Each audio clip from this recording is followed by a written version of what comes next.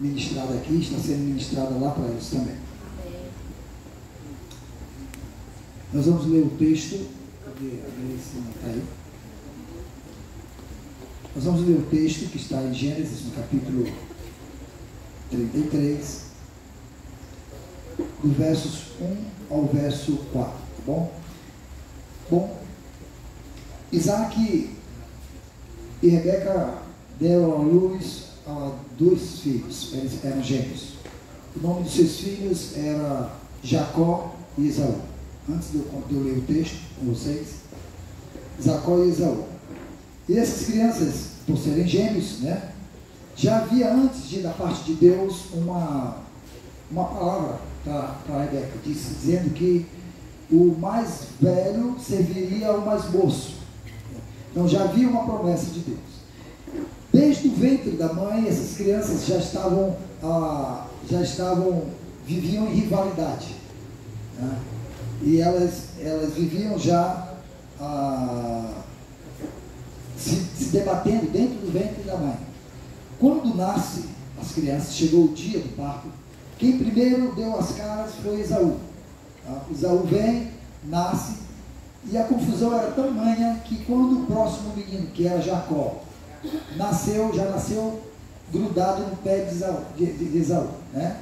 Então, nasceram as 2 crianças, uma grudada na outra, quer dizer, uma segurando no pé da outra. Bom, então, pelo que se dizia na época, quem primeiro nasceu, seria o primogênito. Naquela época, ser primogênito tinha um poder muito grande, um valor muito grande, porque ao primogênito era prometido muito mais do que herança, mas era dado a ele responsabilidades. E as promessas que estavam sobre o pai recairiam sobre o primogênito. E vocês sabem que havia promessa sobre Isaac, porque Isaac já havia recebido a promessa que vinha do seu pai Abraão. E Deus havia prometido a Abraão: eu farei de ti, através da tua descendência, uma grande nação. E através de ti serão benditas todas as famílias da terra. Imaginem vocês, que promessa maravilhosa de Deus, né, a ele. Então Abraão vivia essa promessa. Teve seu filho Isaac, deu uma ajudinha, tentou dar uma ajudinha a Deus, teve o primeiro filho, que foi chamado de Ismael. Deus disse a Abraão: olha, eu vou te dar um herdeiro. Ele reclamou a Deus, ele disse: Senhor, não adianta eu ser rico. Lembre-se que ele saiu lá da terra dos pais dele. Deus disse: sai da tua terra, do meio da tua parentela, e vai para uma terra que eu vou te mostrar. E ele saiu pela fé, em obediência a Deus, e ele foi obedecendo a Deus, e ele prosperou. Levou consigo o seu sobrinho. Eu estou dando um panorama da história para poder chegar aqui. Ele levou o seu sobrinho, Ló, entendeu? E ali ele levou carregando gado, né, ovelhas, galinhas, sei lá, os bichos que ele criava, e seus filhos, e a sua mulher e seus criados, seus servos. E levou seu sobrinho. Acontece que no meio da terra onde eles chegaram, eles prosperaram muito, porque a mão de Deus estava sobre eles. E onde tem a mão de Deus, tem prosperidade. Glória a Deus. Deixa eu te falar uma coisa. A tua vida está debaixo das mãos do Deus da prosperidade. Não tem por que você viver com medo do amanhã. Vai dar tudo certo. Fica tranquilo, porque o Deus da prosperidade que esteve com Abraão, sabe, é o mesmo Deus que está hoje contigo. Amém. E Deus assim abençoou muito, e eles já eram muito ricos. Chegou um tempo em que já não dava mais para que a riqueza de Abraão e a riqueza do seu sobrinho Ló pudessem ficar juntos. Os criados, os servos de Ló começaram a contender, a brigar com os servos de Abraão. Então Ló e Abraão chamou seu sobrinho e disse: olha, não tem mais como a gente permanecer juntos. Eu acho interessante porque a palavra de promessa, a palavra de bênção era para Abraão. Mas olha que coisa interessante, a palavra de bênção que tem sobre a tua vida se estende para as pessoas que caminham a tua jornada. Sabe, as pessoas que caminham a tua jornada, elas são alvos da mesma bênção, da mesma promessa que está sobre a tua vida. Mas tome cuidado com isso, isso é muito sério. Porque também, se tiver uma palavra de maldição sobre a tua vida, aqueles que andam contigo serão amaldiçoados. Então viva diante de Deus para que você receba do Senhor palavras de bênção, promessas de bênção sobre a tua vida, para que seja abençoado você e seja abençoado toda a tua geração. As pessoas que estão do Senhor. Vocês lembram dos discípulos de Jesus no mar? Jogaram a rede, pegaram muito peixe, foram abençoados só os discípulos de Jesus? Não, a Bíblia diz que tinham vários barcos perto e a pescaria foi tamanha que eles tiveram que distribuir o peixe, repartir o peixe com quem estava perto. Sabe de uma coisa? Os peixes da bênção de Deus serão repartidos com quem estiver perto de você. Amém? A bênção de Deus sobre a tua vida é uma bênção transbordante. E foi assim que Abraão disse para Ló, seu sobrinho: então Ló, não dá mais para a gente ficar junto porque a nossa riqueza já é muito grande. Olha aqui na terra, escolhe para onde tu queres ir. Se tu fores para o sul, eu irei para o norte. Se tu fores para o norte, eu irei para o sul. Diz a palavra que Ló, então, avistou uma campina muito bonita, um pasto verdejante, e aquilo saltou aos seus olhos. E ele disse: eu vou para lá. Que cidade era essa? Sodoma e Gomorra. Duas cidades vizinhas que ficaram logo ali, num vale, onde tinha um campo verdejante. E Abraão foi para onde? Para o deserto. Acontece que lá, nos pastos verdejantes, lá em Sodoma e Gomorra, Ló ficou ameaçado com toda a sua riqueza. Mas Abraão, mesmo no deserto, floresceu e prosperou. Sabe por quê? Porque o deserto não limita a bênção de Deus sobre a tua vida. Você pode viver qualquer deserto, você pode viver qualquer luta, você pode viver qualquer dificuldade. Isso não limita as promessas e as bênçãos de Deus sobre a tua vida. Eu quero que você dê uma empurradinha na pessoa que está do seu lado. Dá uma empurradinha aí, tá? Ok? Aí, Vanessa, empurra aí os lá atrás para ela pegar. Sim, empurra aí, empurra aí. Alguém empurradinha de maquinha, empurradinha de tempor aí. É só para poder vocês se situarem, tá? Vocês estão aqui comigo? Eu estou contando uma história para vocês. E aconteceu que Abraão, recebendo essa promessa, então ele gerou. Deus disse assim para ele: eu vou fazer de você uma grande nação. Mas tinha um problema. A mulher de Abraão era estéril, não podia ter filhos. Então não batia a conta. Como é que vai ser uma grande nação a partir de mim se a minha mulher não gerar filhos? Para ter uma grande nação tinha que ter descendentes, que gerasse descendentes e descendentes e descendentes. Mas não tinha. Ele disse assim: Senhor, não adianta eu ser rico, não adianta eu ter essa promessa, porque a única pessoa que eu tenho é um criado, que vai ficar com tudo que eu tenho. E Deus disse assim para ele: ei, vem aqui para fora da tenda. Ele olha para o céu, conta as estrelas. Ele disse: eu não consigo contar, assim será a tua descendência. Ele disse: está vendo a areia do mar? Assim será a tua descendência, como a areia, como os grãos de areia do mar. Batia a conta, uma mulher estéril, grande, muitos filhos, não podia bater a conta. Mas quando Deus promete, Ele cumpre. Amém. Quando Deus promete, Ele cumpre. E sabe o que foi que aconteceu? Passaram-se alguns anos, e Sara já era chegada na idade, Abraão já era velho, e Sara disse assim, a mulher de Abraão disse assim: olha, eu já cansei de esperar. Você já cansou de esperar a promessa de Deus para você? A gente cansa rápido. Quantas palavras foram ditas a teu respeito, que talvez você nem lembre mais, você nem sabe, nem lembre mais, você já esqueceu. Sabe o que é isso? É porque você cansou de esperar, porque você acha que é no teu tempo, na tua hora. Mas o tempo de Deus, ele é perfeito, é o tempo certo. Se Ele prometeu, Ele vai cumprir. Acontece que quando a gente espera muito tempo, a gente tenta dar uma ajudinha para Deus. Foi o que eles fizeram, tentaram dar uma ajudinha para Deus. E a mulher dele disse assim: olha, tem uma criada bonita que trabalha aqui em casa, uma empregada. Eu acho que está demorando muito esse negócio. Eu acho que Deus quer fazer a gente uma grande nação através dela, da minha empregada. Te deita com ela, meu marido. Abraão, vendo a empregada bonita, que não é bobo, disse: vou fazer esse sacrifício. Né? Deitou-se com ela. A mulher engravidou, gerou um filho, deu o nome desse criança Ismael. Esse menino cresceu. Só que anos depois, que ele já estava um rapazote, quem que engravida? Sara. A promessa se cumpre. O menino nasce um rapaz, um garoto, eles deram o nome de Isaac. Esse menino nasceu. E agora, Ismael brincando com Isaac, ria dele, zombava dele, porque ele era pequeno. Sabe como é que é irmão mais velho com o irmão, né? Sara, vendo isso de longe, disse assim: eu não quero esse menino perto do meu filho. Antes, ela disse: tem que ser através dela. Agora não queria mais nem ver o menino. E disse para Abraão, disse: ou eu ou esse menino com essa mulher, manda embora. E Abraão ficou numa situação muito delicada. Agora ia ter que mandar sangue do seu sangue embora. E ele ficou muito triste. E Deus disse assim: fica tranquilo, faz o que tua mulher está pedindo, manda ele embora. Mas Deus, mas é meu filho também. Ei, eu também vou fazer dele uma grande nação. Só que eles serão inimigos. Olha de onde nasceu a inimizade do futuro. Dentro de casa, 2 filhos, um mesmo pai, inimizade. Sabe o que aconteceu?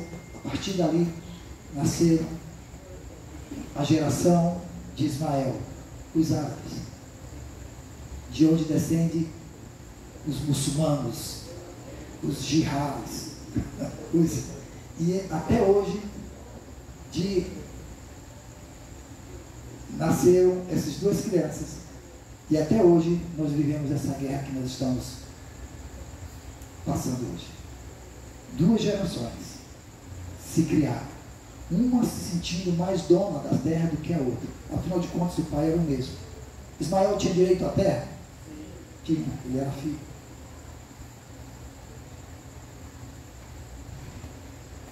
Isaac tinha direito à terra?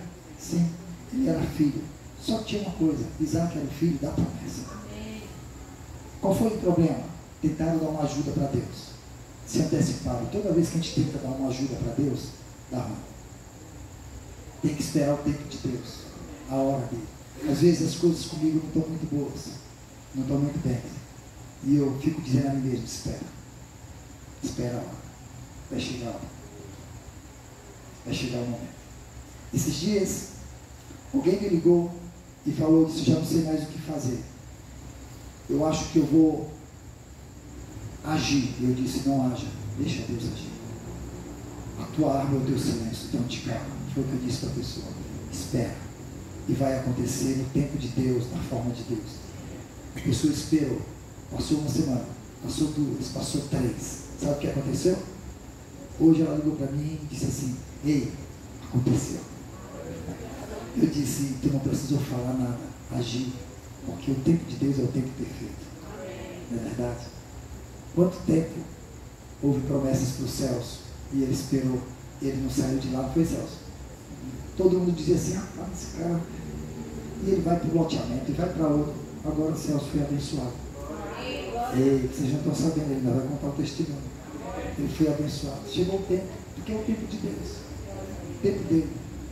Eu lembro quando o Celso dizia assim para mim: pastor, ore por mim, eu preciso de uma companheira. Aí Deus mandou: olha ali, está ali, vocês estão lindos, meus filhos. Tudo certo, porque é o tempo de Deus, é o tempo perfeito. Agora Isaac, vamos deixar Ismael de lado. Isaac casa-se com uma mulher linda, a mulher engravida, e aí eram 2 crianças dentro do seu ventre, e Deus diz a esta mulher: olha, deixa eu te falar uma coisa, essas crianças, elas vão nascer, mas o mais velho vai servir ao mais moço. Eu pergunto para vocês: qual é o filho mais velho que quer servir ao mais novo? Isso é uma receita para dar problema, não é? É uma receita para dar problema. Não é que deu problema. Nascer. Numa época em que ser primogênito tinha um valor muito grande. Tinha um valor muito grande. Sabe o que foi que o primogênito fez? A primeira coisa que ele fez, num dia com fome, cansado, chama o irmão, e ele chegou em casa, sentiu aquele aroma de guisado, cozido, de lentilha, sei lá o que era isso. Tudo feito, bem preparado.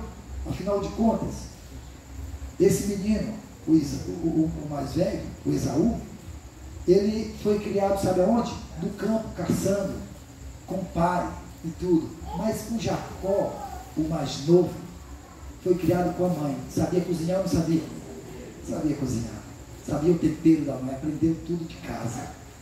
Quando o irmão mais velho chegou, lá estava ele, ó, cheiro que tomava de conta da casa. Já chegou em casa e o cheiro da comida está tomando de conta.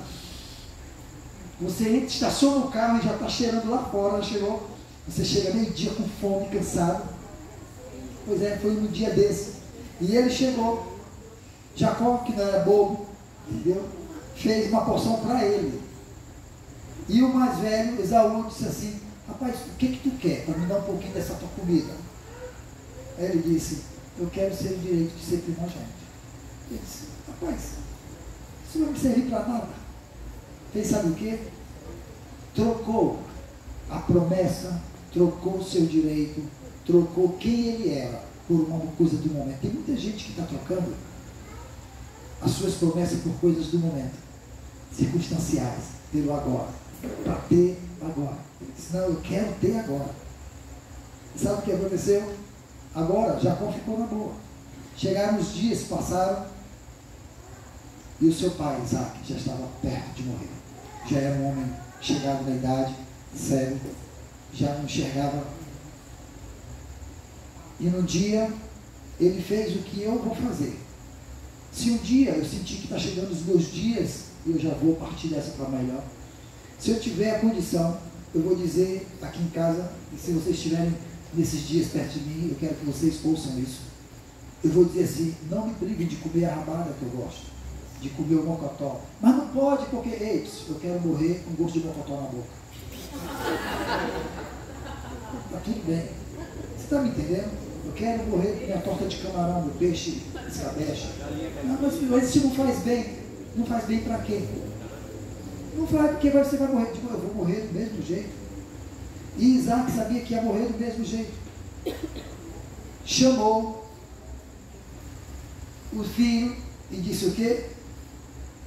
Caça. Uma caça bem gostosa para mim. E prepara um guisado bem gostoso. A mãe, ouvindo, né? Esperou o filho mais velho sair, chamou o filho mais moço, disse assim: teu pai pediu para o teu irmão caçar uma caça bem gostosa e preparar um guisado, e eu acho que ele já vai abençoar. A bênção do pai naquela época fazia toda a diferença, porque a bênção do pai transferia para o filho toda a herança, todo o governo, toda a autoridade, todo o poder que o pai tinha. Tudo era transferido naquela bênção. Sabe o que foi que a mãe fez? Deixa teu irmão sair. Vai ali, pega um cabrito.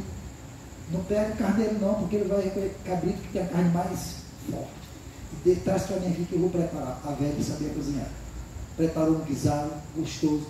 Aí disse: agora leva para o teu pai e se passa para o teu irmão. E ele disse: mas ele vai me reconhecer, porque Esaú é todo peludo e eu sou liso, não tenho pelo.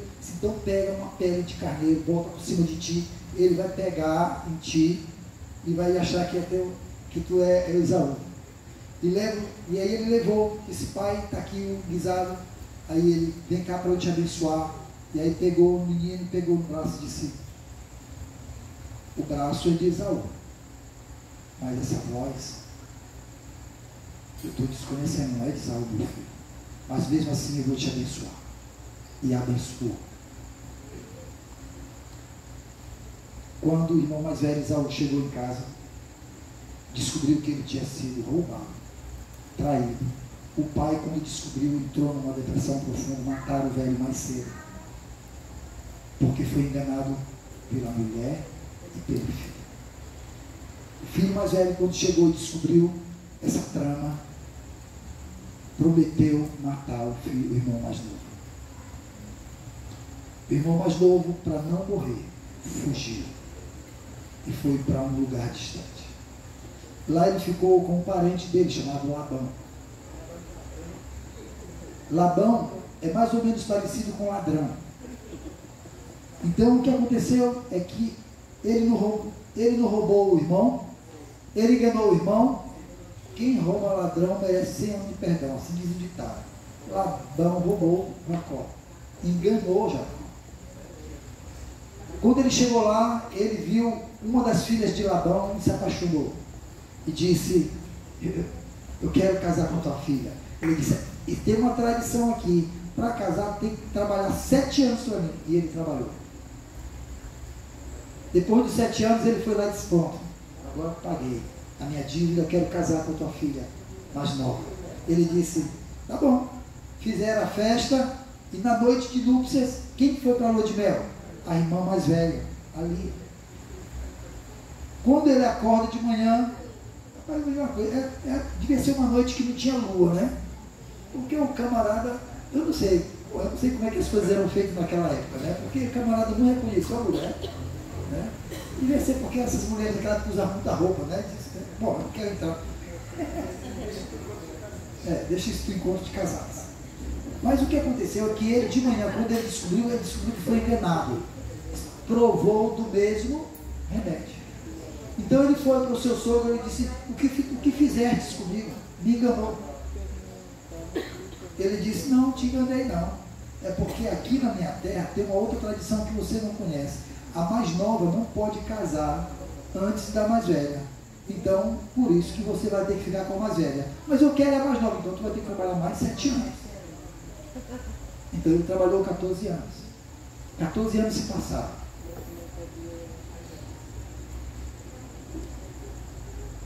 E ele casou, teve filhos. E eu acho que essa história é uma história que fala muito para todos nós. Porque é uma história que fala de inveja, fala de engano, de fuga e fala também de perdão. Eu acho que uma história dessa poderia ser mais humana. Esses 2 irmãos gêmeos, eles nasceram em competição. Desde o início eles eram diferentes. E tinha, aos olhos humanos parecia inevitável que não desse problema. E deu problema. O que Deus revela para a gente nessa história, Ele revela 2 coisas, anote aí. Primeira coisa,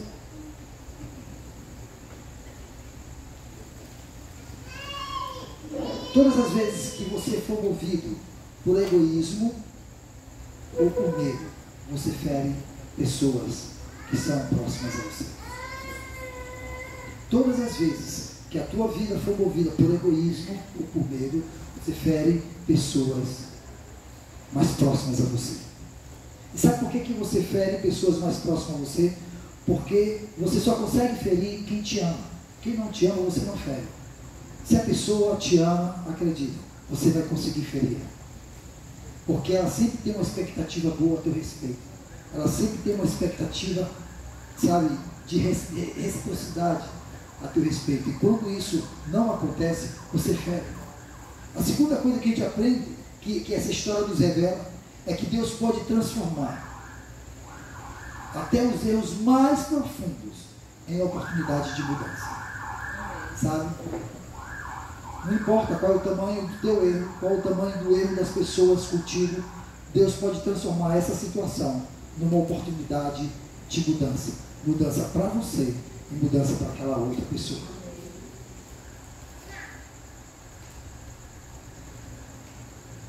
Eu fico pensando que Jacó agora parte na fuga, e na fuga dele eu sei que ele não leva apenas o peso do corpo, mas ele leva o peso de uma culpa, o peso de um sentimento. Imagine quantas noites esse garoto, fugindo do pai, fugindo do irmão, não pensou o estrago que ele causou na família dele. Quantas noites esse menino pensou, disse assim, o meu irmão quer me matar. Eu consegui suscitar no meu irmão o sentimento pior que pode existir no ser humano, que é o sentimento de assassino, de assassinar. O meu irmão quer me assassinar, quer me matar.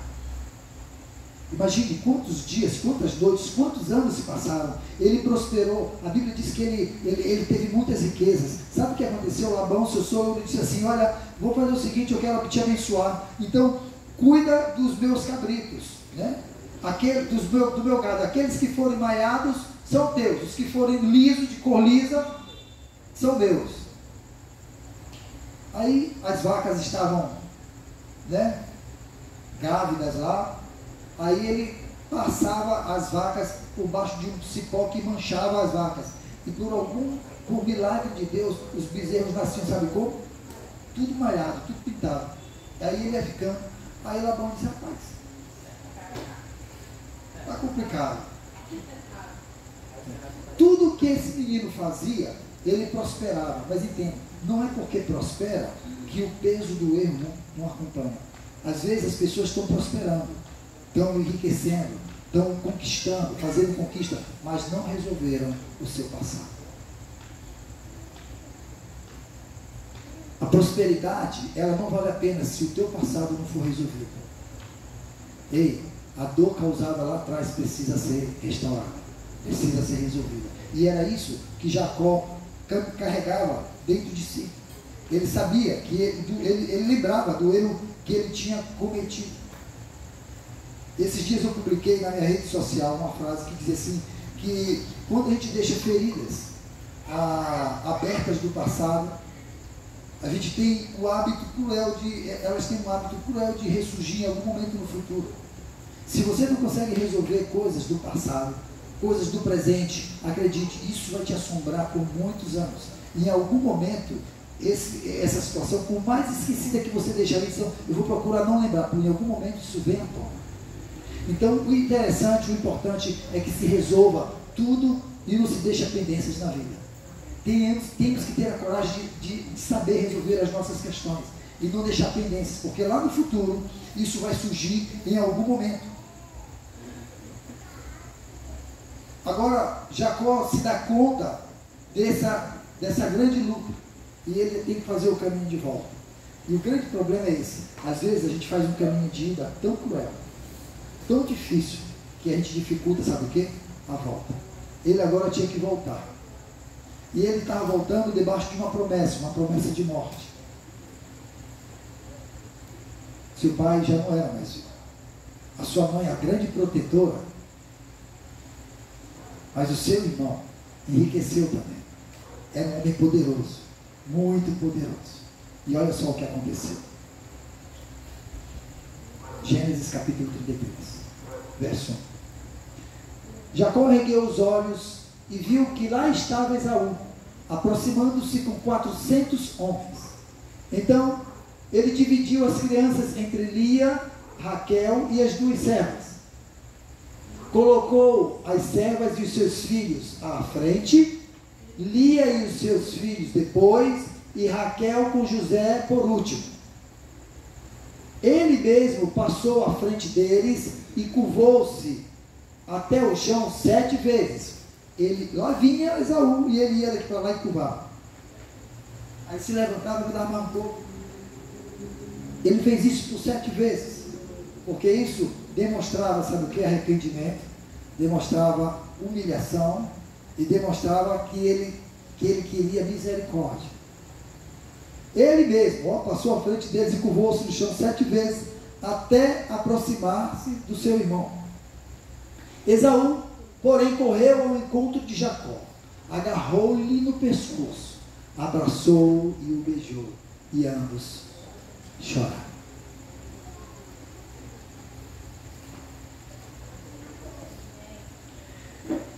A promessa aqui dessa história, sabe qual era? Morte. O desfecho dessa história, sabe qual era? Morte. Mas o que a história não previa é que havia uma coisa chamada graça. Deus preparou Jacó para aquele dia. Quando Jacó voltava para se encontrar-se com seu irmão, ele teve um encontro com Deus. Num vale, ele encontrou-se com Deus, chamado Vale de Jaboque. E naquele vale, ele guerreou com Deus, lutou com Deus, e não largou de Deus, até que ele fosse abençoado. Agora eu pergunto uma coisa para você: ele já tinha sido abençoado ou não já tinha sido abençoado? A bênção do pai dele já não estava sobre ele.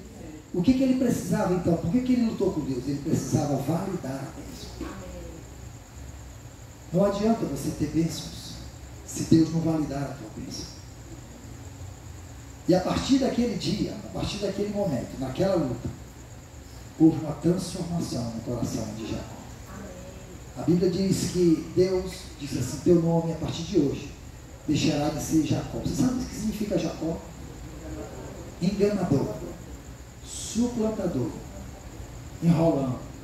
E naquela época, o nome dizia quem era a pessoa.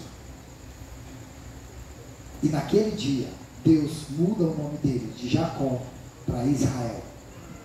Israel, de onde vem o nome da nação que está hoje. Descendentes de Israel, são descendentes de Jacó. Então, Jacó significa o quê? Israel. Aquele que luta com Deus. Sabe de uma coisa? Aquele homem agora estava autorizado por Deus. Ele voltou, humilhou-se, encontrou o seu irmão, e ali o ódio deu lugar a um outro sentimento. E é sobre esse sentimento que eu quero falar com vocês. Vou começar a pregação agora. Amém? Amém. Estão prontos? Ok.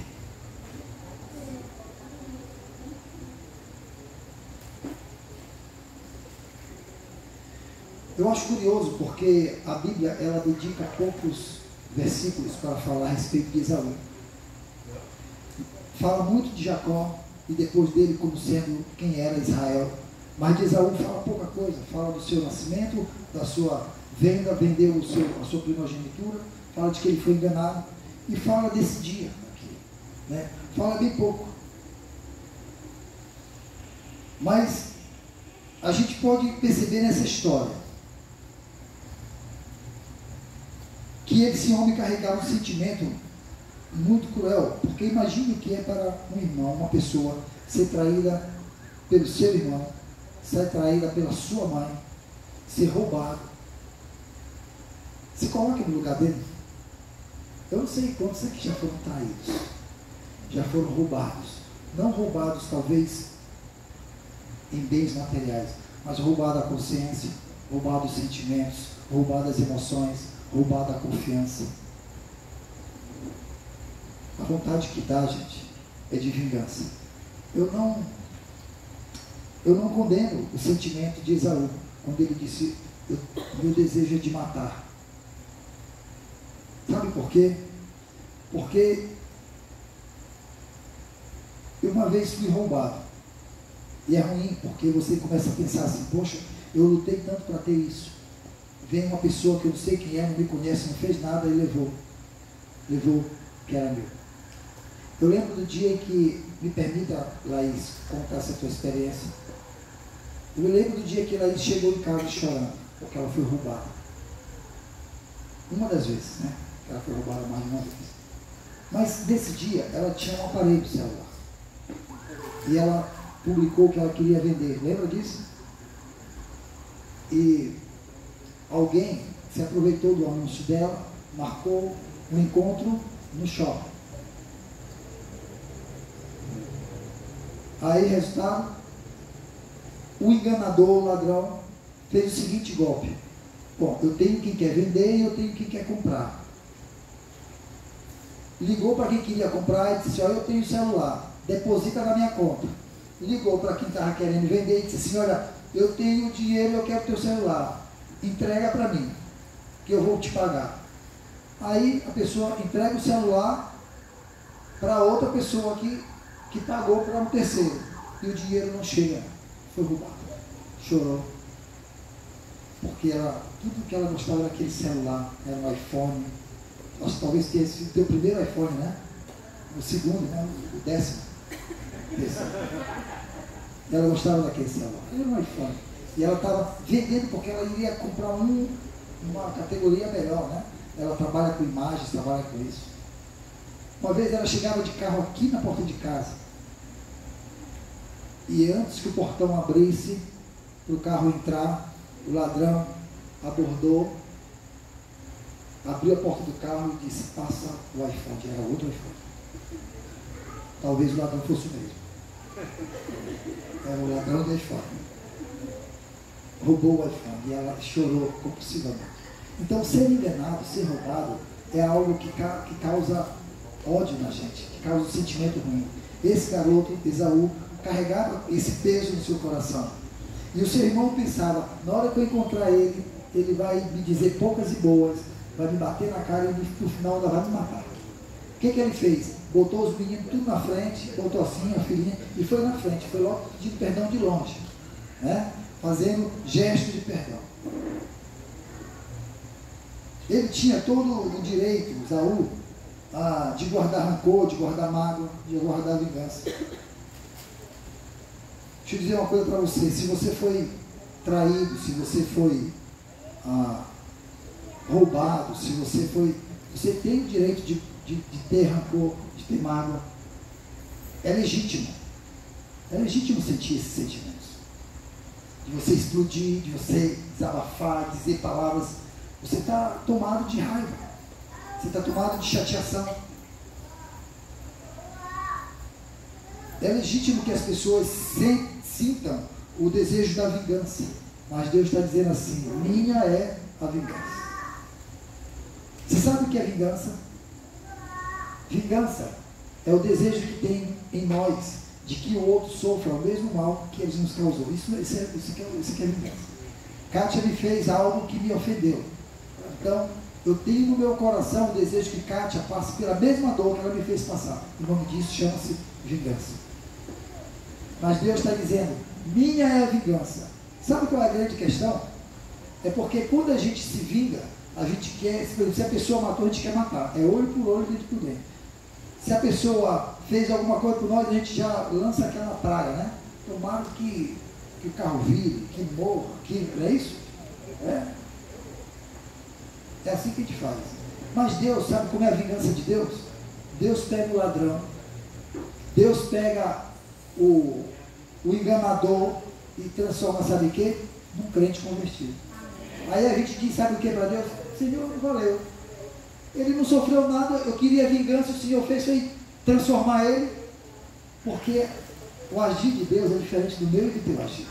A gente quer que o outro sofra o mesmo mal, mas Deus não. Deus, Ele quer transformar.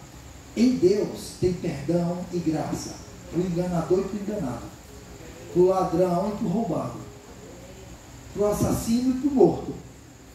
Tipo, Cristo. Você está me entendendo?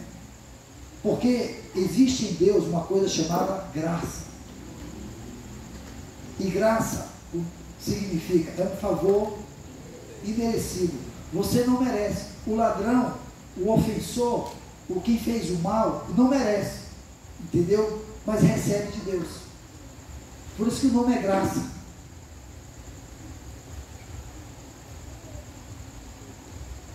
Eu já recebi da graça de Deus. Amém.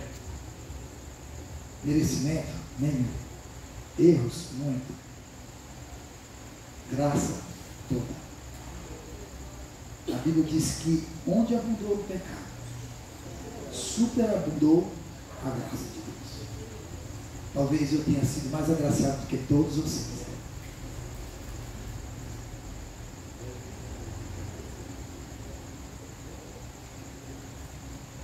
Essa história nos faz refletir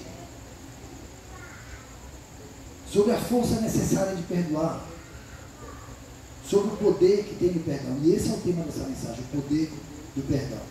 A primeira coisa, reflexão que a gente faz é que o perdão não nega a dor sofrida. Você não deixa de sofrer, de sentir a dor, porque você decidiu perdoar. Mas simplesmente ele escolhe viver não escravizado por essa dor.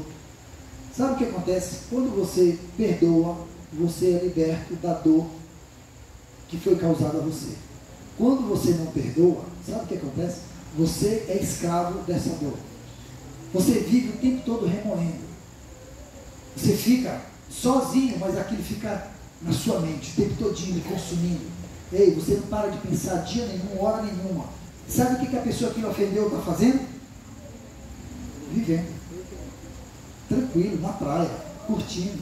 Não está nem lembrando de você. E você está o quê? Num quarto, trancado, sofrendo, amargurado, triste. porque você está lembrando da dor que foi causada. Simplesmente porque você decidiu não perdoar. E talvez você diga assim, pastor, para o senhor é fácil dizer isso, porque o senhor não sabe o mal que a pessoa me fez. Você só tem que perdoar porque a pessoa te fez o mal. Se a pessoa não te fez nenhum mal, você não tem que perdoar. Pastor, mas é muito duro, porque a pessoa que me ofendeu é uma pessoa que eu amo muito. Pois é, ela só te ofendeu porque você ama muito. Se você não amasse, ela não teria o poder de te ofender. Ela não teria o poder de te ferir, de te magoar. Você só foi ferido, magoado, porque essa pessoa é uma pessoa que é alvo do teu amor. A outra coisa que essa situação, essa história nos faz refletir, é que ao decidir perdoar, a pessoa que perdoa se liberta também. Sabe de uma coisa? Não perdoar é mais ou menos alguém que está numa cela de cadeia, presa com a chave da porta do lado de dentro, na sua mão. Faz sentido isso? Alguém está preso numa cela com a chave na mão? Isso é decidir não perdoar. Eu tenho uma chave para ser liberto, mas eu não decido abrir. Eu quero ficar ali naquela prisão. Eu quero ficar ali naquela cadeia. É como eu já ensinei para vocês. É como alguém que pega um copo de veneno, bebe e espera que a outra pessoa morra. Isso é falta de perdão. Isso é decidir não perdoar. Por isso que decidir perdoar causa libertação em quem decide perdoar. A terceira coisa é que tanto o ofensor quanto o ofendido precisam mudar para que a reconciliação aconteça.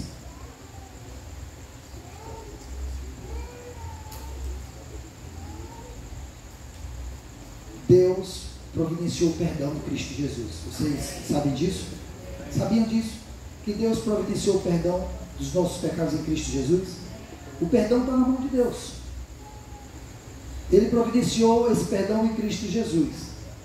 Deus decidiu voluntariamente perdoar a mim e a você. Agora, é preciso que você queira receber esse perdão. Você está entendendo? Para que haja o quê? Reconciliação. Só houve reconciliação sua com Deus porque Deus pegou o perdão que ele já tinha e você pegou o coração que havia ofendido e disse assim, eu aceito o perdão. Se você não aceitasse o perdão, você não seria perdoado. Tem muita gente que às vezes você diz assim, olha, eu te perdoo, e a pessoa está dizendo assim, perdoa porque quer, porque eu não quero o teu perdão, não aceito o teu perdão. Tem reconciliação nesse caso? Não tem. Para que haja reconciliação, é preciso que tanto o ofensor quanto o ofendido queiram mudar, né? Para que haja essa reconciliação. É preciso ter reciprocidade, sabe? E o elemento do perdão se torna um elemento poderoso na vida de ambos. Né? Agora, nessa história todinha, houve alguém que trabalhou. Que não foi Jacó, que não foi Esaú, foi Deus. E sabe de uma coisa? Na tua história há uma ação invisível de Deus. O que eu aprendo, eu sei que em alguns momentos na vida de Jacó, Deus foi ali, como foi quando apareceu pessoalmente, mas a maioria das vezes, na vida de Jacó, Deus trabalhou, sabe como? No anonimato. Quando ele estava sendo enganado, Deus estava ali, moldando o caráter, moldando ele. Também Esaú, quando estava lá, prosperando no campo, Deus estava com ele, quebrando o coração, movendo. Isso nos ensina uma coisa muito interessante, é que o agir de Deus, o extraordinário de Deus, nem sempre é escancarado. Deus, ele pode fazer as coisas de uma maneira que não seja escancarada. Não significa que ele não está agindo. Deixa eu te dizer uma coisa, Deus, ele não perde o controle da história dia nenhum, hora nenhuma. Você pode achar que as coisas, que Deus não está trabalhando, que Deus não está agindo. Deixa eu te falar uma coisa, Deus age o tempo todo, Deus trabalha o tempo todo, principalmente na vida dos seus filhos. O tempo pode passar, a situação pode parecer difícil e quase impossível aos teus olhos, mas não significa que Deus não está agindo, não está trabalhando. E no tempo de Deus, do jeito dele, você vai experimentar o milagre acontecer.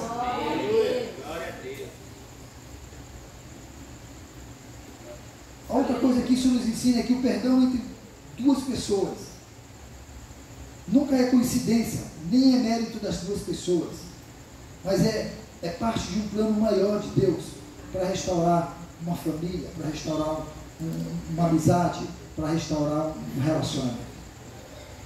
Não é mérito meu, não é mérito teu quando existe perdão. Isso é mérito de Deus. Sabe por quê? Porque perdão é coisa divina. E divino pertence a Deus. O perdão não é algo que flui naturalmente do ser humano. E aceitar o perdão não é algo que flui naturalmente também do ser humano. É preciso que haja uma intervenção divina. Então, se você tem dificuldade de perdoar, ou se você tem dificuldade de aceitar o perdão, fale com quem é divino. Diga a Deus, diga: Senhor, eu não consigo perdoar. Eu preciso que o Senhor me ajude. Porque perdão é algo divino. Deixa eu te ensinar uma coisa sobre perdão. Perdão é como amor. É decisão. Amor não é um sentimento. E perdão também não é um sentimento. Perdão é como amor. Amor é decisão. Eu decido amar. Deus amou o mundo de tal maneira. Quando Deus amou o mundo de tal maneira, Ele decidiu amar o mundo. Foi a decisão dele. Tá? A gente decidiu. Assim é perdoar. A gente decide perdoar. Tá? O perdão não é uma coisa natural que flui assim, não. É algo que você tem que provocar. Eu decido perdoar. E quando eu decido não perdoar, eu estou pegando simplesmente a chave da cadeia, da cela, da porta da cela, estou metendo no bolso e vou ficar prisioneiro o resto da minha vida. Decida perdoar. Decida perdoar. O que a gente pode aprender sobre perdão? Primeiro, pedir perdão exige coragem. Pedir perdão exige coragem. Mas perdoar também exige coragem. Tem que ter coragem de ambos os lados. A pessoa tem que ter muito peito para dizer assim: olha, eu errei. Me perdoe. Eu disse o que não deveria dizer. Eu estava tomado de ódio, de raiva, de um sentimento, ou então foi apenas por um desvio de caráter, seja lá qual for o motivo. Eu disse o que não devia, eu fiz o que não devia fazer, eu peguei o que não devia pegar, eu fui onde não deveria ir, eu agi da forma que não deveria agir. Me perdoe. Mas precisa ter uma decisão também no coração do outro lado. A pessoa precisa decidir: eu decido te perdoar. Eu decido me liberar dessa prisão, do ódio que eu senti pelo que você me fez. A outra coisa que a gente pode aprender sobre o perdão é que o perdão não significa esquecer, nem justificar o erro do outro.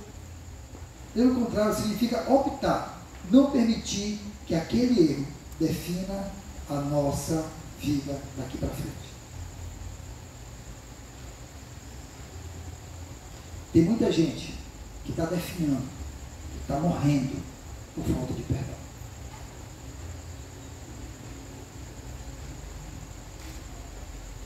E o perdão não pode definir a tua vida, a tua história, a tua jornada. A falta de perdão. Perdoe. A falta de perdão, a mágoa, o rancor, o ódio no teu coração não pode definir quem você é, a tua história. E a terceira coisa que a gente pode aprender com o perdão é que perdão é um presente duplo. Ele liberta quem concede e quem recebe. Recebe o presente, tanto quem concede perdão, como quem recebe o perdão.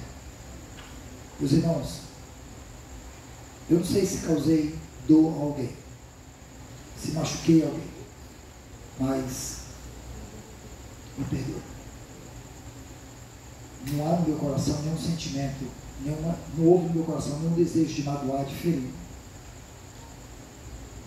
Eu simplesmente errei. E talvez você precise dizer isso para alguém essa noite. Me perdoe, eu errei com você. A minha atitude te causou tristeza, te causou dor. Me perdoe.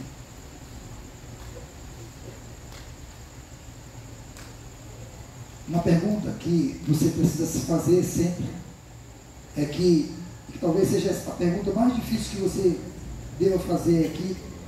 Se Deus ele perdoa livremente, mesmo quando falhamos tanto, por que a gente reluta tanto em fazer isso pelos outros? Lembre-se que na oração que Jesus ensinou, o teu perdão depende de você perdoar. Jesus disse assim na oração: perdoa as minhas ofensas. Como? Assim como eu perdoo a quem me tem ofendido. Muita gente está indo para o inferno, achando que vai para o céu, simplesmente porque não perdoou. E porque não perdoa, nunca foi perdoado.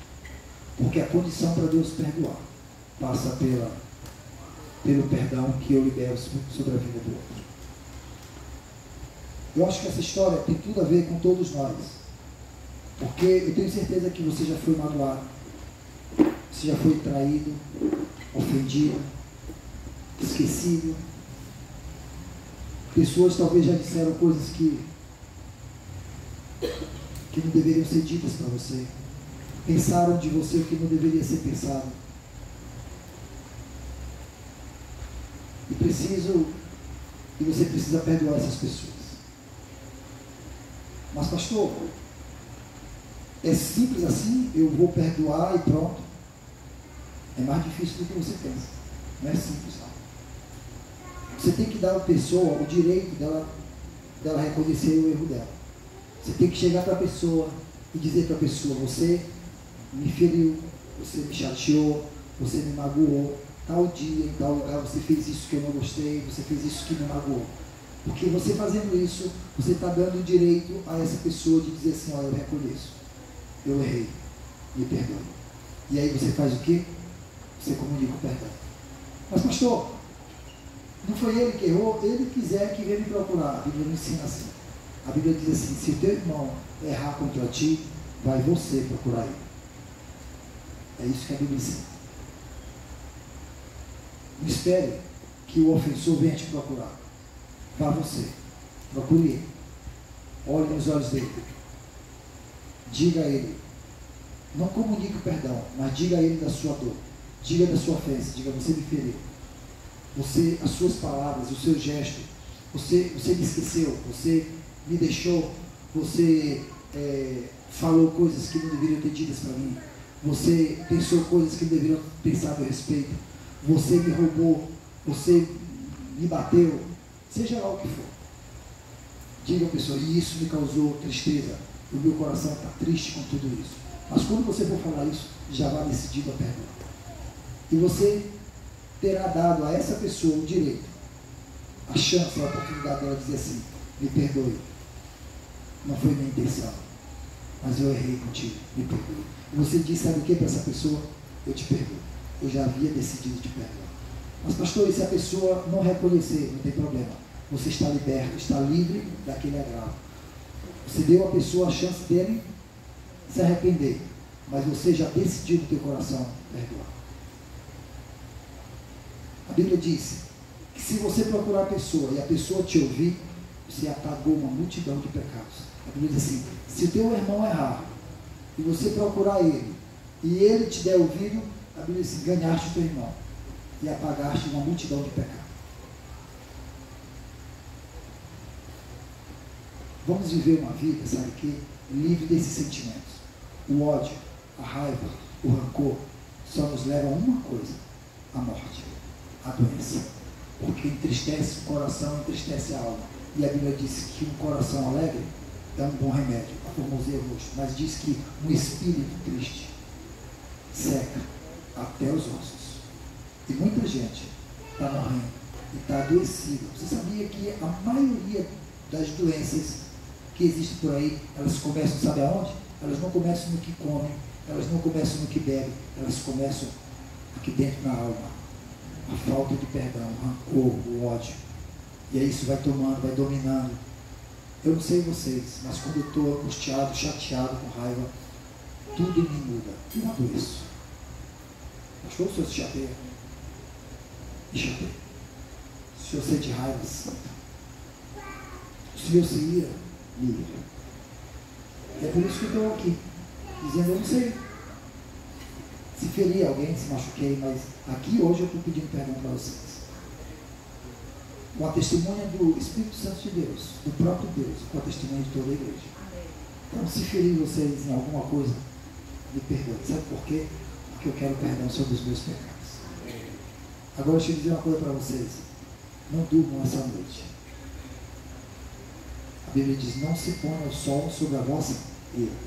Não durmam essa noite, sem que você comunique o perdão para quem te ofendeu, para quem te feriu. Sabe como é que faz?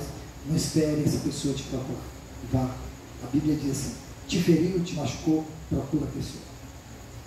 Hoje tem a facilidade, porque tem o celular, você não precisa nem ligar da pessoa, você liga para a pessoa, manda uma mensagem, mas eu sugiro que você procure a pessoa. Se não der, não mande mensagem, ligue. Ligue para a pessoa. Porque mensagem de texto não tem tom de voz. Não passa emoção nenhuma. A pessoa do outro lado interpreta do jeito que quer. E às vezes, em vez de melhorar, Satanás usa aquilo para piorar ainda mais. Então, se você não puder ir para a pessoa, ligue para a pessoa e diz assim, para a pessoa ouvir toda a tua voz. Olha o que aconteceu nessa história. Esaú, ele tinha motivos para não perdoar, tinha ou não tinha? Mas o que aconteceu? Ele esperou o seu irmão dizer alguma coisa, o seu irmão vinha se abaixando, por 7 vezes se abaixou, ele simplesmente saiu do seu cavalo. Imagine, saiu correndo, pulou no pescoço do irmão, abraçou e beijou, imagina que ele beijou a testa, beijou o olho, beijou a cabeça, beijou, e sabe o que ele perguntou? O texto diz assim, quem são esses que estão aí contigo? E ele disse assim, são os filhos que o meu Deus deu ao teu servo. Ó, ele se falou para o irmão dele, não sou teu irmão, sou teu servo. Olha a humildade do ladrão, do enganador, o homem agora transformado, são os filhos, e essas são as riquezas que ele me deu. E eu trouxe um presente para te dar. Sabe por quê? Porque gestos de arrependimento tem que gerar, sabe o quê? Atitudes. Tem que ter alguma coisa que a gente chama que são frutos do arrependimento. Tem que gerar atitudes. Não adianta você dizer assim, me perdoe, e não ter gestos, não ter atitudes de arrependimento. Tem que ter atitudes. Tá? E ele disse, eu trouxe presentes para você. Esaú era rico ou não era? Precisava dos presentes? Não, mas ele aceitou. Sabe por quê? Como símbolo de dizer assim, eu aceito o presente, sabe por quê? Porque com isso eu estou dizendo que eu aceito o teu pedido de perdão. Pronto. Quando as pessoas agem desse jeito, Deus sai. Vamos ficar de pé.